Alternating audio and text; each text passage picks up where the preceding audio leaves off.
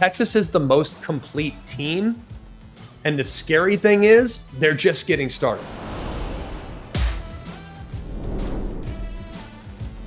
Hello and welcome to a Monday edition of Always College Football. I'm your host, Greg McElroy, and we appreciate you being here. It's October 14th, 2024, and we hope that you're enjoying the show wherever it is that you're consuming it. And we always appreciate those of you that have taken the extra time to leave us a rating or leave us a review. We've seen our ratings going up drastically, by the way. You guys have answered the challenge.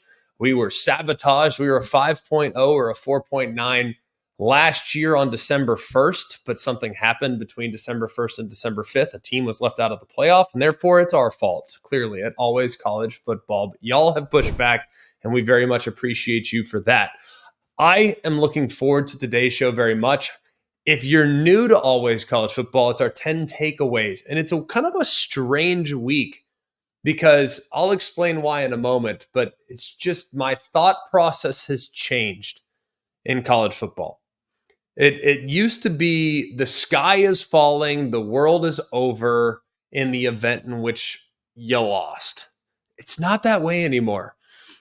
It's almost like the sky is falling more when you win close against a team that you're supposed to beat significantly. That's the stronger reaction, which to me is very strange, but I'll explain why here in a bit. We'll dive into a bunch of different topics. We'll hit some of the big games from this past weekend. Now that we've had a chance to really dive in, watch the tape, have a better reaction. We'll hit Penn State. We'll hit Ohio State. We'll hit Oregon. We'll hit the SEC hard in the back half of the show because I think there's some really interesting takeaways in the SEC right now that you guys won't want to miss. So let's dive in to one of the biggest stories of the college football season so far. Why are we thinking the way we're thinking? Takeaway number one, because of the 12-team college football playoff, our reactions are totally screwed up. It's really strange. I'm not going to lie. It's totally strange. I'm not used to this. I am used to living in a college football world that it is do or die, win or cry. That's it. And for those of you that have seen Little Giants, that's when you at the end would say, go, baby, go, like Spike's dad did when Ed O'Neill was addressing the Cowboys before the big game. I digress.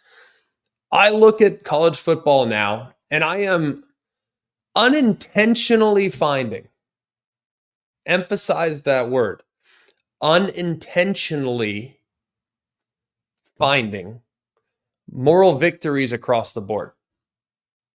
And I really don't know why. And I the only thing that I can settle upon from what's changed in the past to this year is the 12-team playoff. But I've looked back through, and I started in week one, and there have been 15 plus examples in which I've watched games, had a strong reaction, then rewatched games, and felt good about both teams. That is really strange for me. Usually it's like this team won, this team lost. Here's why this team won. Here's why this team lost. And the team that lost is dead. The team that won is great. That's the normal reaction. That's not really the case this year. It's like, well, this team won, but this team played good. I still think the team that lost is good. I know the team that won's good. We know that. That doesn't require a whole lot of explanation. But the team that lost, they're also good.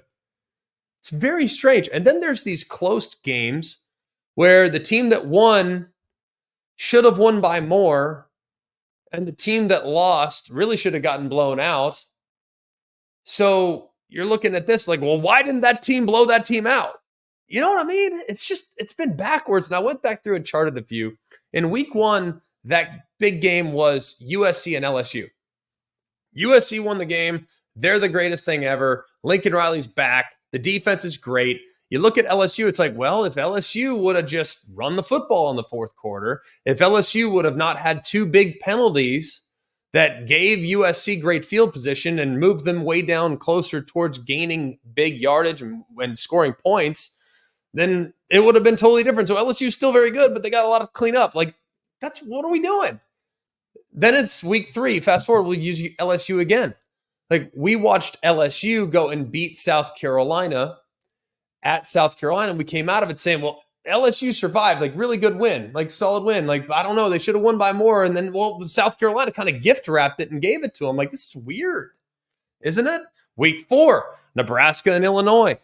Like, came out of the game feeling, man, Illinois, man, they were fortunate to get that one. They got that one. That was a big win. Great win for Illinois. Nebraska's like, well, man, they just made a few mistakes, and it's like, they're both good. USC and Michigan, same way. Well, if SC would have tackled there on the last drive, like, it's a totally different game. Michigan won. They're great. Wow, Michigan found an offensive identity. But SC is still really good. That was an impressive performance. Look how much better SC is. Isn't that weird? How about Bama, Georgia, the following week, week 5? Like, all right, Bama gets off to a hot start. What an incredible game. Bama's the best team in the country, all this other stuff. Well, Georgia, hey, if they just had a little more time, they just had a couple more possessions. Think about how weird that is. Is that not strange? And then this past week, Ohio State and Oregon, which we're going to talk about here in a second. But I mean, did you come out of that game feeling really badly about Ohio State and really, really good about Oregon? I don't know. I kind of came out of it feeling good about Oregon and good about Ohio State.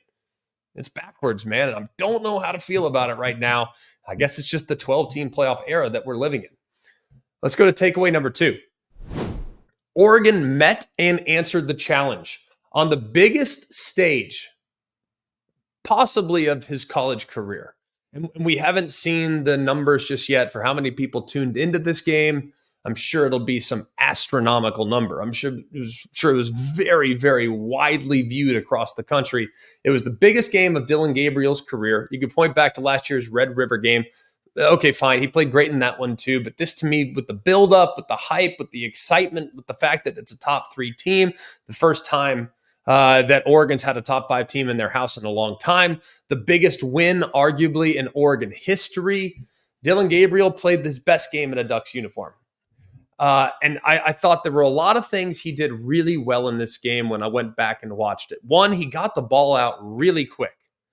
I mean, he was getting it. He understood that the offensive line, against the athleticism of the Ohio State defensive front, they were going to lose some of those battles. So he's got to get the ball out quick. So he made really quick decisions.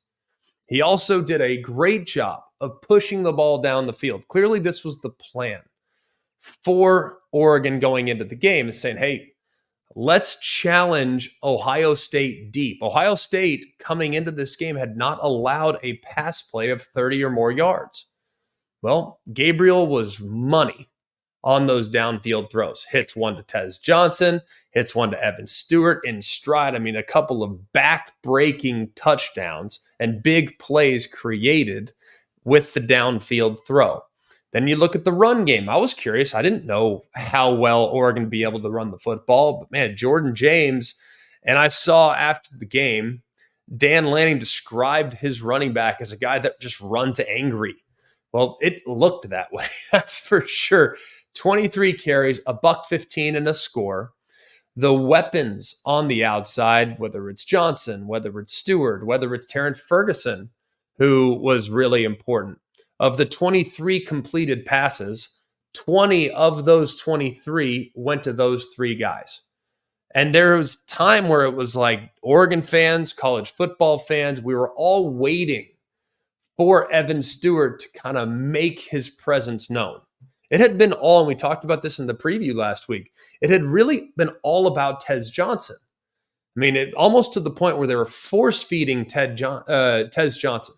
Just force-feeding him, and he was just getting look after look after look. I mean, he had, I think we had said in like a couple weeks span, he had like 26 targets, and the next closest was 11. When are those things going to even out? Well, they did in a big way this past weekend. Evan Stewart, he's a home run hitter. He's got top-end speed. He can break down a defense with great route running. Well, granted, from a consistency standpoint, wasn't really there early in the season.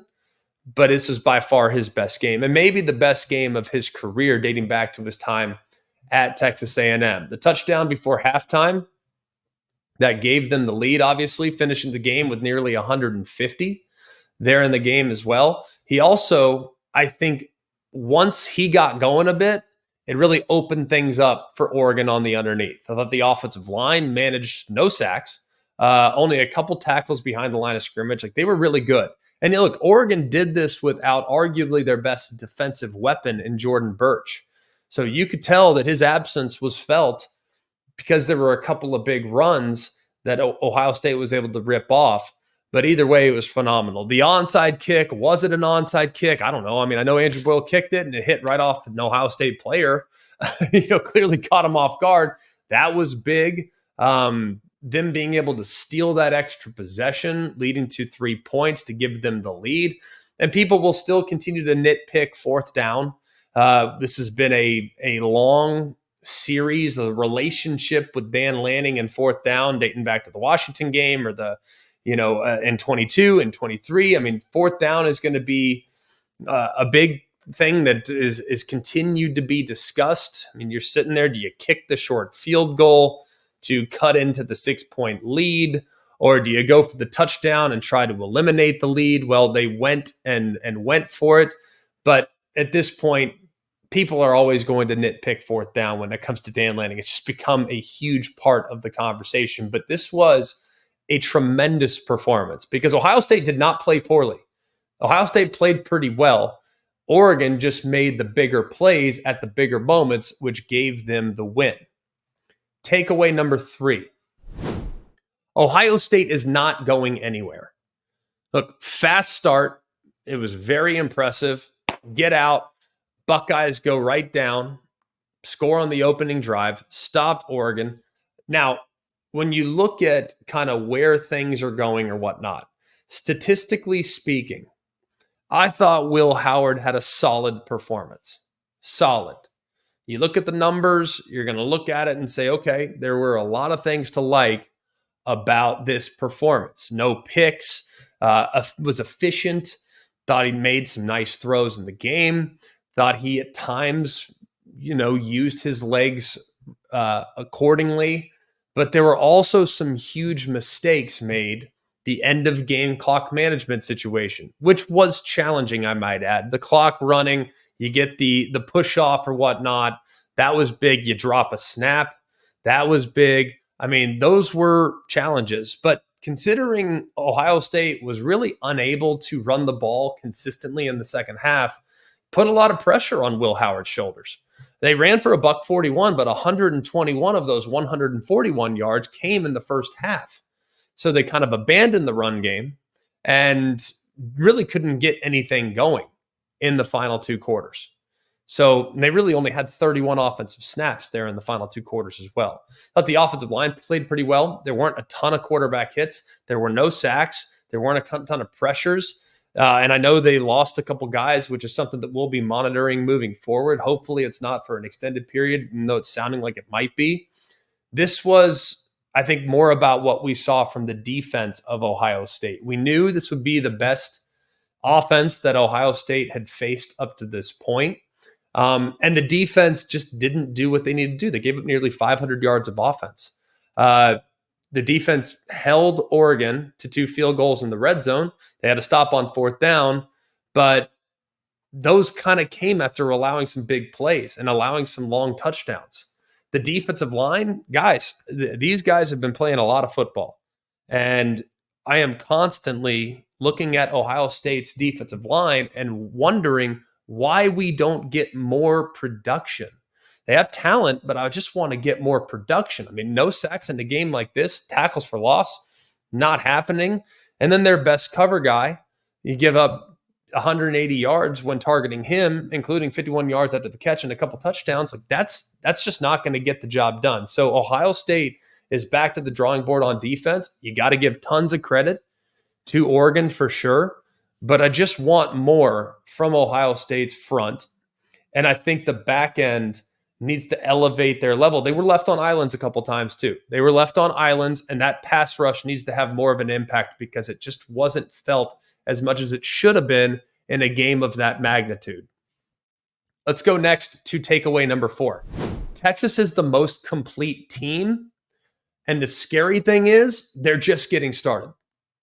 Because if you look at this game this past weekend, and we've said this now for a while, when you watch Oklahoma does a really good job of game planning the opponent.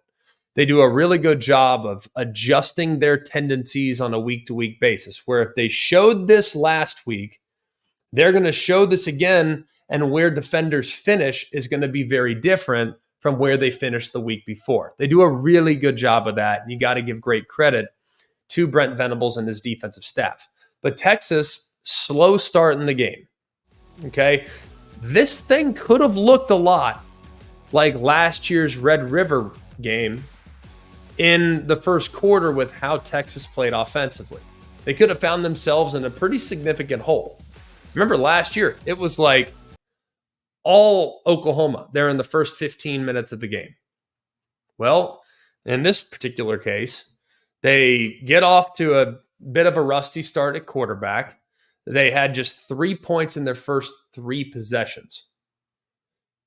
Now, Oklahoma's offense is a mash unit. I mean, they have so many guys that are banged up, but this Texas defense, they just were suffocating.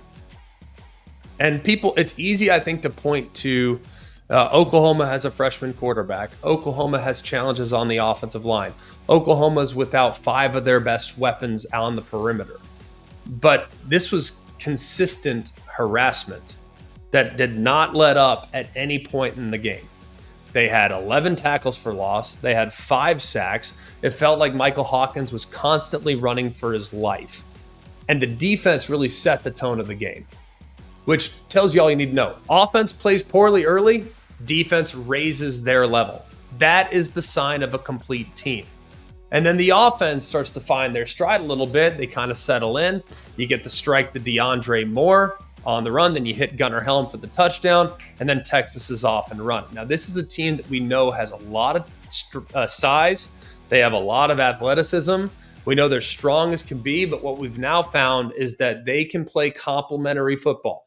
If one side of the ball is having an uncharacteristically off performance, the other side can pick things up for the time being until those offensive players, in this case, settle down and get things moving in the right direction. So I think Texas right now, based on what I've seen, is the most complete team. And I still don't think we've seen a 60-minute performance from them, because it looked like in this game, for instance, looked like in the second half, they're like, all right, guys, we got this thing under control. Let's just take the air out of the football. Let's just kind of get through this one, survive in advance. We'll get to next week. Georgia's coming to town. Like, we're good. If they wanted to fill it up, they could have filled it up, and they didn't.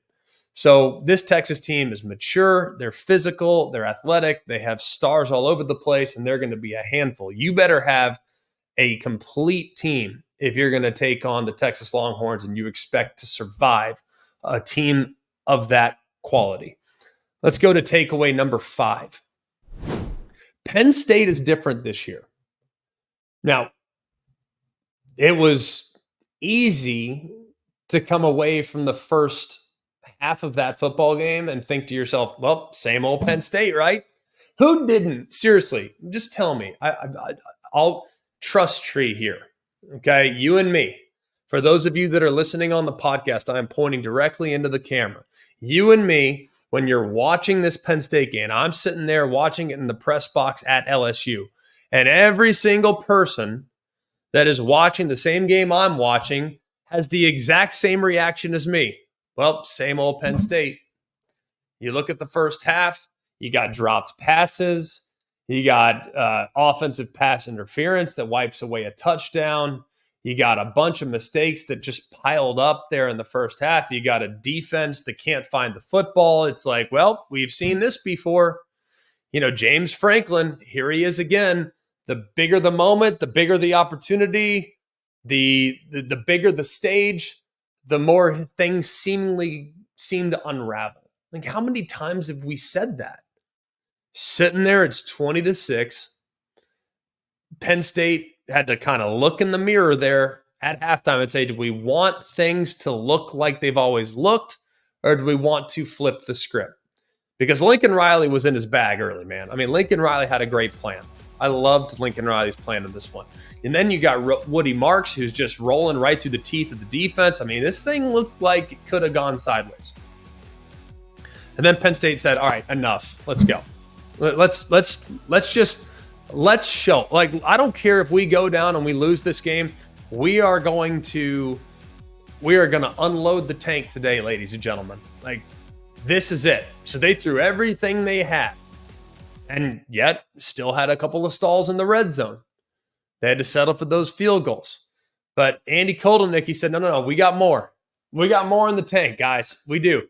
Boom, double pass. Funky formation. But how about, that was a bold play call from Andy Kotelnick, wasn't it? Especially when you take into account, this thing goes haywire. You're down a couple scores. Let's say, Pribilov misses a throw and it's a fumble and SC recovers it. This is bold, all right? So, fast forward, Warren jumping, grabbing it around the defender, and then that sparks the comebacks. And Warren, by the way, if there's someone else that's in the running for the Mackey, let me know, because if that thing were to be awarded right now to the top tight end of the sport, it's a runaway in his favor. All right, 17 for 224, including the 32-yard touchdown. Another thing that I thought kind of showcased why this team is different. Julian Fleming. Transfer, right? A guy that had high hopes this year, that he'd be a huge factor, a go-to guy in the offense. He hasn't really been that way. He's kind of been, he's been a piece, but he hasn't been a featured piece. Well, he gets the OPI on the opening drive. And then what happens? He could have definitely gone in the tank, right? He didn't. He stayed with it, and then boom, fourth quarter, down 7. Drew Aller looks in his direction, and Fleming responds with a tremendous 4th and 7 conversion. Fought through some contact, 17-yard game, keep the drive alive. Same critical drive, all right? 4th and 10. Aller's sitting there. Where am I looking? Julian Fleming. All right, a couple plays later, Singleton scores, and now the game is tied. So I think Fleming was a perfect example of how this team has changed mentally. Disappointment early, doesn't matter, got to keep playing. Couple of 4th down conversions that were huge for them as they move forward. And for those that had questions about Drew Aller in big moments, it was far from a flawless performance, right? No one's going to sit there and watch Drew Aller's performance, particularly in the first half, and say, all right, he's going to win the Heisman Trophy. He's going to win the Davey O'Brien. Like, no one's going to sit there and say that based on how he played. But great quarterbacks respond to adversity and make the plays needed to get them to the finish line in victory. And Drew Aller showed that. If you can lead a game-winning drive in a clutch, pressure-packed situation, back against the wall, gotta have it situations, on the road, look, you take it and you run. Far from perfect and a lot to clean up, but Penn State, I think, showed more mental fortitude in this performance than they have in quite some time. So a lot of credit to the Nittany Lions going on the road and getting the job done in hostile and challenging circumstances. Takeaway number 6, Alabama, Tennessee, and Georgia. All right, they got some work to do, but there really is no need to panic. Okay, well, let's start with Alabama for a moment. Okay, last week against Vanderbilt. Okay, it was a substandard defensive performance. It really was. They did not play well against Vanderbilt. Vanderbilt is good. I know that's like a backwards way of thinking. Vanderbilt's at 4-2, probably looking at 5-2 if they can beat Ball State this week. They're going to have Texas at their place in a week and a half, 2 weeks, and they're going to be 5-2. Like, Vandy's a solid football team. But a lot of people were panicking about Bama and their defense, all this other stuff. And then I see the panic continuing here after the performance this past weekend against South Carolina.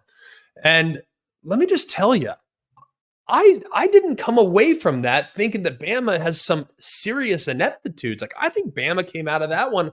I feel better if I'm a Bama fan today. I really do. Because I look at a few different things here. Okay, I look at a few different things, and I look at where this game was. Alabama right now is sitting there at 14-0. They're playing really good on defense. I thought the defensive line had Lenora Sellers constantly feeling harassed. They were able to hit him a bunch of times. They were able to get some free runners. I thought the secondary played pretty well. To be honest with you, I thought the secondary did a lot of good things. I thought they tackled in space. There were a couple underneath throws where they rallied up and made tackles on long yardage situations where if they miss a tackle, the guy could be out the gate. Like, I thought Bama's defense played better. I think the linebackers, there's still some room for growth. It still seemed like those guys are just a little hesitant to take off. But I look at this past weekend's game, and I thought it was a much better performance from Bama than what we saw against Vanderbilt. They gave up a 4th and 9 touchdown on a perfect play call. Tons of credit to Dowell Loggins for making that incredible call. It was a perfect throw, perfect execution touchdown. They gave up one drive in the game, really, just one on this first drive of the second half. And they gave up another kind of Hail Mary type situation there at the end of the game. Like, I think the defense is fine. The thing is, the offense didn't play very smart football at times. Like, you have a safety where you roll into your own end zone, but that's a fixable mistake. It's a fixable and correctable mistake. You have an interception thrown right before halftime, just trying to do too much, trying to be aggressive, but trying to be too aggressive, and it costs you. And then you catch it on 3rd down and 10, you go down. That's a teachable moment. So everybody that's panicking about Alabama, like, I think Alabama showed progress from the Vanderbilt game to the South Carolina game. Now it's about the details. It's about fixing the details and making better situational decisions. That's it. And those, to me, are, if you have physical problems, that's one thing. Physical problems can't get fixed overnight, but mental mistakes can get fixed in a walkthrough or a film session. So I'm not panicking if I'm Alabama. I'm also not panicking if I'm Tennessee. I understand right now that while people are watching Tennessee's offense and they're saying, okay, hang on a second, where are the big plays? Why is it that you can't manufacture the big plays? Like, why is it right now that the offense has had more 3 and outs, it feels like, in the last couple of weeks than they've had in a really long time? Well, all those things are perfectly fair. And if I'm Tennessee, I'm not thrilled with the performance. No. If I'm Bama, I'm not thrilled with the performance. If I'm Georgia, I'm not thrilled with the performance. But I look at it, and I look at a Tennessee team that has a lot of youth at quarterback, a very young quarterback, that while we look at certain 5-star players and we just expect them to step right in, and, hey, don't skip a beat, we expect everybody in college football to be Trevor Lawrence, who's one of the top 15 players in the country as a true freshman. But that's just not reality. Like, there are growing pains for guys. And your first season as a starting quarterback, you're going to see a lot of things that you've never seen before. And you're going to feel a lot of things that you've probably never felt before. Nico Iamaleava has probably never experienced adversity like he's experiencing right now. Like, yeah, he's missed some throws. Yeah, he's loved to have probably a couple throws back. But this offense is always one play away from breaking the game open. Always.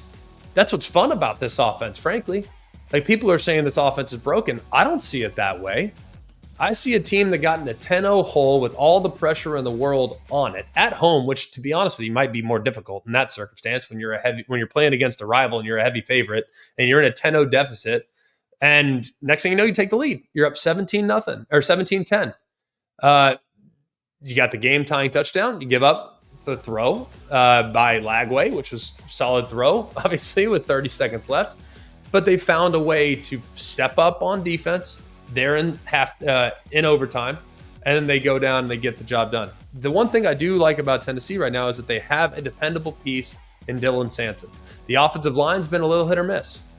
The defense, I think, has been rock solid all season long. So you got an offensive line that's been super hit and miss, especially on the left side. You have a defensive front that I think is excellent, still excellent. You got a secondary that I actually think is playing pretty decent football. But you just got to find a little bit more from the passing game. Like I said, all it takes is one drive, one play to get Nico feeling good about things again. And that's the beauty of this style offense. So I'm not panicking. I just want to find that play. And how do I do it? That's by meeting with my quarterback and make sure he's super comfortable going into the plan this week. And then finally, Georgia. Like, Georgia is sitting there and the sky is falling in Athens right now. All right. Georgia beats Mississippi State. No, it wasn't a flawless performance, right? You look at the first half performance, people keep harping back to this, the first half performance against Alabama. Well, yeah, they gave up a bunch of points in the first half. There's no denying that. They also had a safety, which is not ideal. He also had an interception on the second possession of the game that gave Bama a great field position. Like, Georgia made a ton of mistakes in that Bama game. They continued to make a few more mistakes, a couple more picks this weekend. Like, I trust Carson Beck to make good decisions. I think he's going to make good decisions 99% of the time. I really trust him. Why? Because I've seen him play a lot of football. I do think that the passing game right now, it has created a lot of big plays. I would love to see a little more balance. I still think the defense at Georgia has a chance to be really good, but the secondary needs to play better. There's no denying that. The secondary needs to play better. I do think Michael Van Buren, by the way, at Mississippi State is a pretty dang good football player. Like, sometimes, and I think this is like Georgia here, this is like their Vandy game, if you will, for Bama a couple weeks ago. Like, we don't know right now that Michael Van Buren's a really good player, but we might fast forward a year from now and say, man, that Van Buren kid at Mississippi State is a handful. Just like we say right now about Diego Pavia at Vanderbilt, like, that dude's a handful. So Georgia just ran into what I think is a really good quarterback and had a pretty good offensive scheme. And as a result, the numbers are not going to necessarily blow you away. So yeah, you give up a lot of points. Yes, you made some mistakes. Yes, you turned the ball over a couple times, but you're still Georgia. You're one game away from going to Texas this week and pulling off a win, and then all is right in the world. So tell me that right now. With Bama, with Tennessee, with Georgia, you win this week, everything's fine. So don't panic. It's going to be just fine. I promise you, it's going to be just fine. Takeaway number 7. Do not sleep on LSU. I'm just telling you right now, I watched that game. I called that game. I was in the building for that game. And this LSU team, I think, was outplayed for most of the game. Most of it. Okay. I thought Ole Miss left a few plays on the board. Ole Miss had a 4th down and 1 that was stopped behind the line of scrimmage inside the LSU 10. Ole Miss missed a field goal high and right. It was a very makeable field goal. It was really just one that you wouldn't expect their kicker to miss. They had a drop by their best offensive player downfield that if they catch it, he scores. It's a different looking ball game. They had about 4 different 4th down opportunities it felt like to get off the field. So Ole Miss, I thought, outplayed LSU really from start to finish. But LSU is one of those teams where they're always seemingly capable of creating a matchup that will beat you. And y'all, we talked about Oklahoma already. Oklahoma's without their top 5 wide receivers or whatever it is. LSU is without a lot of dynamic playmakers as well. Kyron Lacey scored the game-winning touchdown, but he was sidelined at one point in this game with a hyperextended left leg. Chris Hilton's been out all season long, but he's close to being back. You also have a wide receiver in CJ Daniels that was out for this game, but he's expected to be back at some point here very soon. Your explosive running back, Caden Durham, injured his foot against South Alabama. So he didn't look anywhere near like he looked a couple weeks ago with the same level of burst and the same level of explosiveness, but that's only a matter of time. LSU's offensive line, I think, is still one of the best in the sport, and I think their quarterback is the real deal. You're going to look at Garrett Nussmeier's numbers, and you're going to say, well, come on, man. The numbers are just unimpressive from this past weekend. Yeah, he threw for a lot of yards, but look at the completion percentage. Look at the throws he was being asked to execute. Look how many times they asked him to throw the ball down the field. Low percentage throws. How often he was pushing it downfield into tight coverage and how often he was ever able to actually execute those throws. Like Garrett Nussmeier, the Garrett Nussmeier you're getting right now is, I don't want to say the worst because that has a negative connotation, but the Garrett Nussmeier you're getting today, be glad that you got him today because here in a couple weeks, this dude is going to be the real deal. Like, I think this kid's crazy talented. And he hasn't even at this point learned how to use his legs yet. Like, he's not running at all. Well, wait until he decides on a few different occasions to take off when he sees two-man and converts third downs with his legs. He did it once this past weekend, but that was his third scramble of the season, I might add. On the year, not accounting for sacks, the guy's got 27 rushing yards. Well, 14 of them came on one of those plays. He had 5 carries. So just looking at all of that, I think Nussmeier is going to get better and better and better as the season goes along. And you know who also I think is going to get better? Their defense. I think we already know that their defensive ends are the real deal. What I've seen from Brayton Swinson, what I've seen from Savion Jones, those guys are a handful on the interior, on the edges. But on the interior, you got 2 freshmen. You got a guy that was playing Division II football last year in Javier Suggs. You got, you got Peya, who transferred from Wisconsin, who's solid on the inside, and their linebackers. Now they're without Harold Perkins, and that's a big name on paper that is no longer there. But I think his absence has allowed them to be a little better in coverage. Zy Alexander, their corner, their best corner, is now back and healthy, 10 months removed from an ACL injury. Like, I'm telling you, this LSU team, the arrow is pointing up. Big time up. They were fortunate this weekend that Ole Miss made some critical mistakes that allowed LSU to steal it. But their best football's in front of them.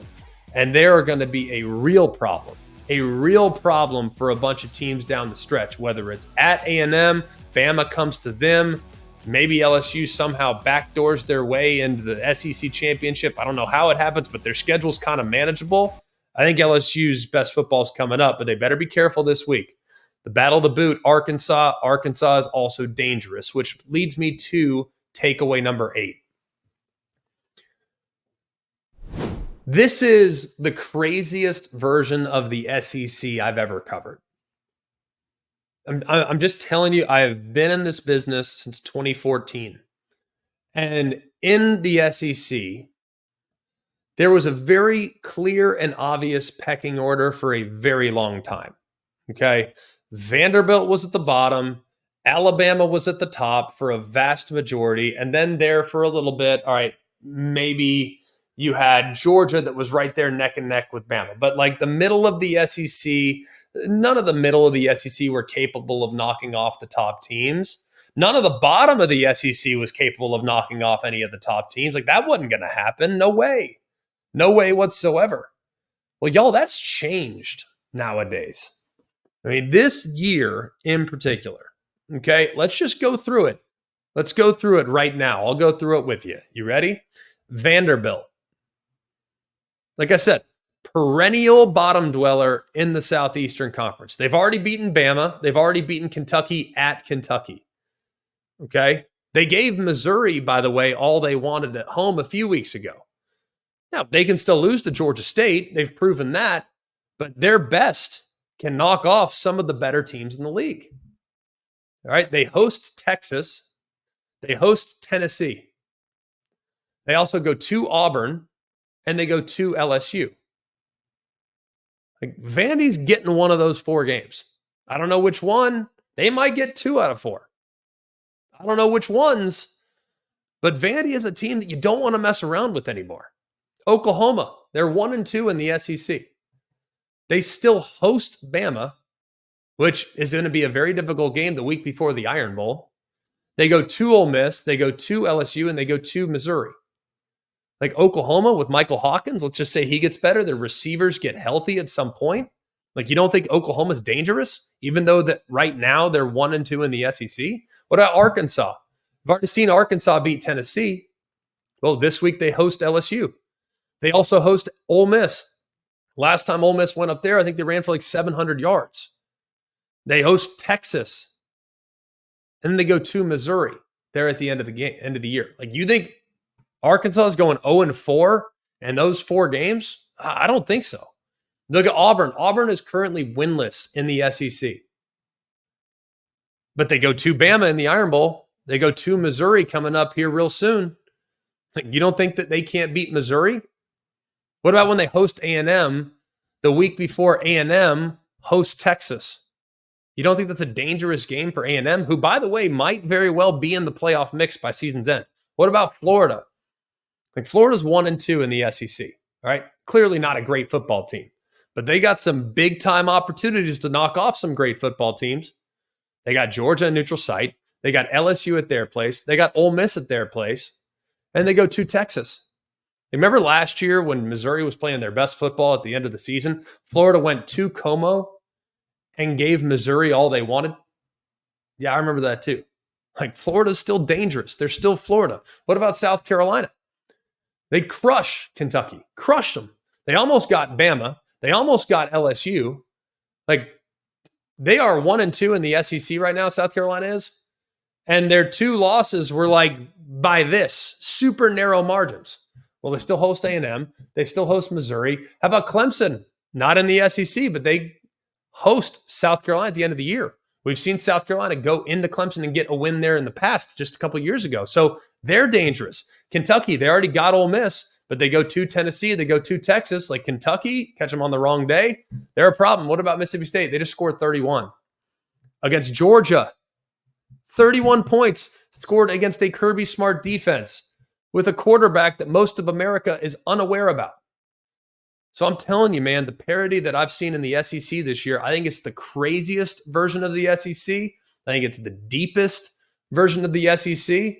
And right now, the top of the SEC outside of Texas, there is a little bit of uncertainty. So I'm telling you, man, we've had some upsets already, but we are poised to have a whole bunch more as the season continues to move forward. Takeaway number 9. Ashton Jeanty is the best player in America right now. Emphasize that. All right. Right now. Because it doesn't mean by season's end he'll be the best player in America. But right now, fresh off another tremendous offensive performance, 31 carries, 217 yards. It was the third game this season where he's gone over 200. He also added 20 yards through the air. He now has nearly 1,250 yards in the first 6 games of the season. He is averaging nearly 10 yards per carry, and he's averaging currently 208 yards per game. Now, watch this past weekend, and people are going to say, well, it's Hawaii. Y'all, you realize Hawaii has been playing good defense this year. Like, they were the number 1 defense in the conference. They're going into this game this past weekend. Well, Jeanty on the 7 minutes left in the first half, finds a crease to the right side, and boom, he's out the gate. And he bounces to the perimeter, untouched to the end zone. 7th touchdown run of at least 50 yards this year. That is absurd. And here's the thing that I think was most impressive about Ashton Jeanty's performance this past weekend. The fact that Ohio State rushed for how many yards against Oregon? That's right, 141. Ohio State rushed for 141 yards against Oregon, and that was when Oregon did not have their best defensive lineman in the game. Jordan Birch was not there. He did play against Boise, and Ashton Jeanty went for nearly 203 touchdowns in that game. Now you're going to say, well, if you watched the Boise game, really, he was pretty much bottled up for most of the game, and then he had that one play where he went 70 yards. That's what he does every week. So it's like, yeah, you might think you have him, and yeah, maybe those first 15 carries that you had against him, maybe he only had 67 yards on the first 15 carries, but then boom, all it takes is one crease and he's out the gate.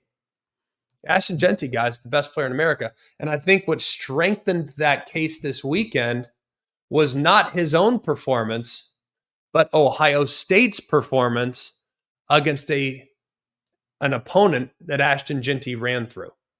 Pretty impressive, man. Really, really impressive. So I hope more and more people continue to pay attention to what Ashton Jeanty is doing. Number 10, we do it every week, and we will not continue to do this when the committee starts to make their rankings, by the way. But since right now I can't follow the AP poll, the AP poll I think does a fine job. I think there's a lot of wonderful people that put a lot of time, and it's a thankless job. So I appreciate those of you that are as committed to the game as you are to put together a poll every week. But I want to put my own together. I just think that, I try, or at least I have up to this point. I've watched the committee for 10 years now, this year being the 11th. I feel like I know a little bit about how the committee operates. Like I know kind of what the committee prioritizes. And prior to last year, it was pretty much always about most deserving. Well, last year opened up Pandora's box because now it's best. Even though it's always, quote, been best, it hasn't always followed that. But now I think it's going to be really interesting moving forward. So I always try to put my rankings together and I give them to you on Monday based on what I saw this weekend, based on resume, based on strength of schedule, and based on ceiling. Like I said, ceiling to me is always very important when putting these things together. Number one, Texas. Beat Michigan, beat Oklahoma, have yet to really play a super competitive football game. So Texas is one of those teams that's number one based on eye test and on resume. Okay, pretty good resume, really good eye test. Texas is number one. Number two, Oregon. They have the best win in America. That's right. I think their win against Ohio State is better than the win that Alabama has against Georgia. I said this last week. Whoever wins this game will have the best win in America. Oregon got it. Therefore, they're up. I had them at number 4 last week. I now have them up to number 2. At number 3, Ohio State. You're going to sit there and say, wait, hang on a second. Where were they last week? Well, I had them at 2. Yeah, but they lost. When you watch Ohio State in the game, were you really underwhelmed by what you saw? Like, did you think Ohio State was bad? Because I personally didn't. Like, they still have a really nice win against Iowa, who, by the way, won big this weekend. So they still have a nice resume. But I also came away from it thinking, man, Ohio State had a couple of unfortunate bounces in that game. And if they make a play or two here or there, they're still one of the best teams in America. So, yes, I know that when you lose games, you're supposed to free fall. I don't look at it that way. I still think Ohio State, based on eye test and a little bit on resume with how they beat Iowa, remains in my top 3. At number 4, Penn State. They beat USC. How good is USC? I don't know. I like USC. I do. I think they're a good, solid football team. I thought it was a resilient performance from Penn State. I told you all the reasons why I'm impressed by this year's version more so than previous editions because of the guts that they showed in the second half and the situational awareness and the critical plays in critical moments. So I do think Penn State is improved, but I have them at 4. Right now, if Ohio State played Penn State, I'm taking Ohio State still on a neutral site. So that's the way I look at it. Penn State does have a nice resume, but I think the win against USC is about the same as a win against Iowa. I mean, you can say Iowa's better than SC or SC's better than Iowa. To me, it's a toss-up.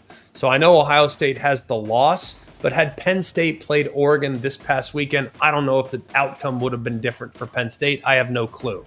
But I think Ohio State right now just slightly edges Penn State. Ohio State's at 3. Penn State is at 4. At number 5, Miami. They were number 7 for me last week. I'm now moving them up to number 5. They're undefeated. I know they've played with fire a little bit, but you have to give, the more I think about this and the more I just acknowledge how hard it is at times to win, especially how hard it is to win on the road. Just like that, I gave Penn State tons of credit for winning on the road at SC. Miami rallying back from a 25-point deficit, remarkably impressive. So if I'm going to give Penn State great credit for rallying back from 20-6 against SC, I also have to give Miami credit for rallying down 35-10 to steal that game at the hands of California. So I think Miami is a good football team. I've moved them up a couple spots, even though they didn't do anything this past weekend. At number 6, I take Alabama. I had them at 5 last week. I'm moving them down a spot. I think that performance last week, people are going to look at the margin of victory and they're going to say, well, that's just not a good play. But if you watch the game, I feel like they were in more control against South Carolina than they've been. So more control really than the final score might indicate. South Carolina made a couple big plays that made it close, but I thought Bama was really in control of that game, and it was their own mistakes that led to the performance that would lead the margin of victory not looking quite as impressive. At number 7, it's Georgia. Their best win is against Clemson. I had them at 6 last week. I've now dropped them down one spot, allowing Miami to step up. The Bama-Georgia debacle, Bama beat Georgia. It's as simple as that. There really isn't a whole lot more that needs to be explained, even though both teams have at times looked a little human this year. At number 8, BYU. I had them at number 9 last week. They continue to be remarkably impressive. Why people are not beginning to get on board with BYU is beyond me, but they go and they win convincingly again this weekend. Just thoroughly impressed with what I've seen from BYU, especially on the defensive side. At number 9, I have Notre Dame. That's up from number 10 a week ago. Notre Dame wins convincingly.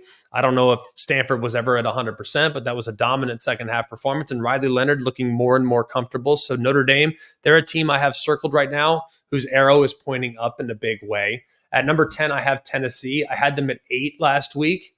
Fool me once, shame on me. Fool me twice, or shame on you. Fool me twice, shame on me. I'm not panicking about their offense, but I do want to see some improvements there. I had them at 8. I've dropped them down to 10.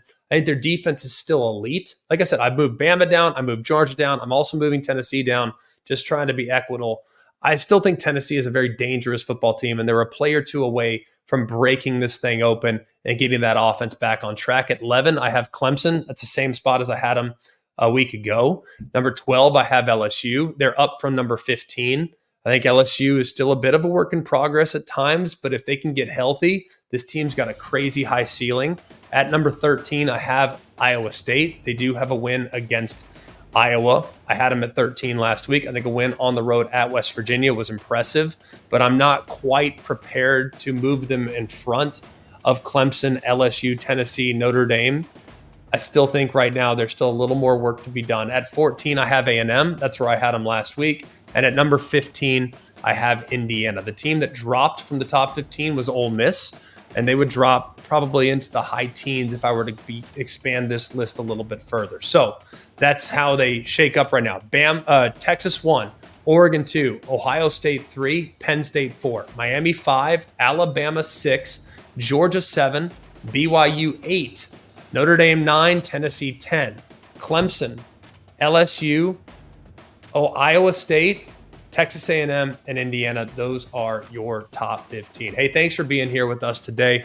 As always, we appreciate those of you that have subscribed, those of you that have rated the show, those of you that continue to support the show on the Apple Podcast platform or on the ESPN YouTube page. We do this for y'all, and we very much appreciate all that you've done to help grow the show. You can also, by the way, we went over 1 million views on social media last week.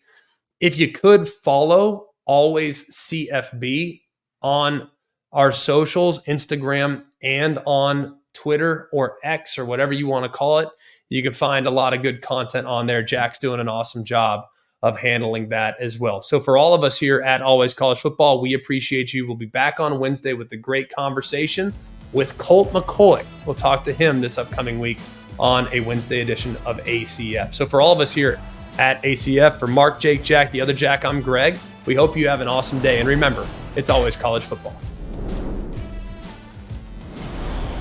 Hey guys, it's Greg McElroy. Thanks for watching Always College Football. Make sure you like, rate, and subscribe to ESPN's YouTube channel and wherever you listen to your podcasts.